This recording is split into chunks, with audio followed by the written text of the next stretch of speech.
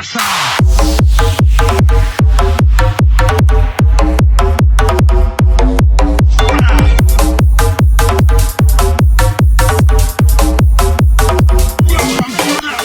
latest and newest introduction to the Russian air tree is here, the Mig-27M.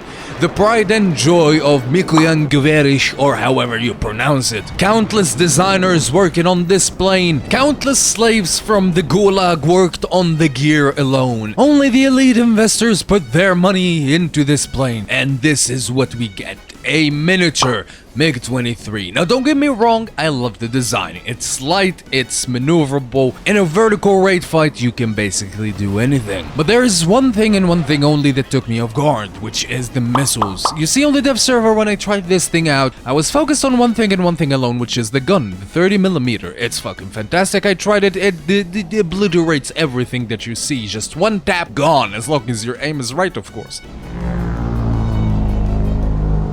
Finish it.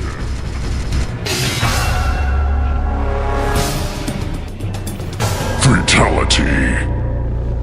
However, when I purchased the R60s on this thing, thinking that there were normal missiles, like the regular old R60, I was met with the true and only definition of hold on a minute, all aspect R60Ms. You heard that right, all aspect. Now there is a question to be asked right here, which is why didn't we see this in the dev server? Why nobody talked about this feature? It's because the Russian bias. Oh yeah, right, people still think that there is Russian bias in the game. You think that I'm kidding? Well, take a look at this poll that I did like a month and a half earlier. Now let's put jokes and conspiracy theories aside. The plane feels amazing, the roll rate is absolutely fantastic, the acceleration is decent enough, the top speed will get you out of any sticky situation, and at a lot of times outrun a lot of missiles. Been there, done that. And that is basically how you want to use this plane. This plane is literally designed to go fast or ground pound. Because let's face it, this thing is an attacker. It is not an air superiority fighter. Even though that this plane feels decent enough in Air RB, it is basically like taking a Ford F-150 and putting it in a rally race. Yes, it might perform, however, it will not excel. Well, what about the air-to-air missiles, the R60Ms, the newly added technology to this plane? Well, you get a frontal lock range of 2 kilometers. Now, I think that the R60s have a 4-kilometer lock range from the front, however, due to balancing reasons, it's been put down to 2, as I said. And it's also to avoid any negative feedback and conspiracy theories like Russian bias.